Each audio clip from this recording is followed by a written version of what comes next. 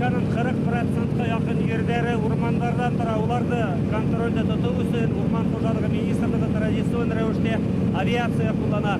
Әлебет Үфі, Белорет, Учалы, Үрген, Асқар, Красноусол һәм Стерлитамақ маршруттары бойынша тәуге ұсышқа сықтып.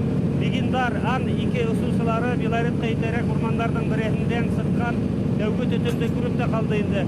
Самолет қадырында жақынырақ келесек. Халықта кукурузник қошаматы алған Ан-2 самолетының өстінлігі шунда тибілгестер. Зур-зур майдандарда тидарала ұсып өтірге, урман яландарда сыққан янгын турағында бірнеше секундысында ерге хабар етіп болады. Горит трава, которая, вероятнее всего, была поджжена каким-то... Әлгі мәлдә біз яланда үлән януын күрәбіз. Сәбәбі етәмәке төпсігінде якимдір қайын һауына килгәндә ут яққан.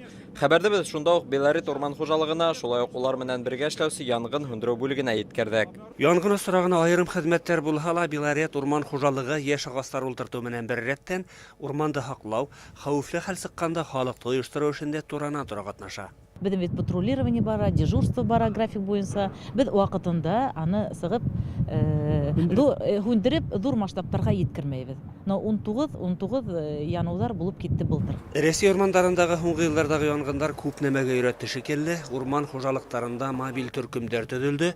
Зур-зур техника менән бер рәттән көрәк, балта кеүек кәрәк-ярактарда итерлек. Было зафиксировано 19 пожаров.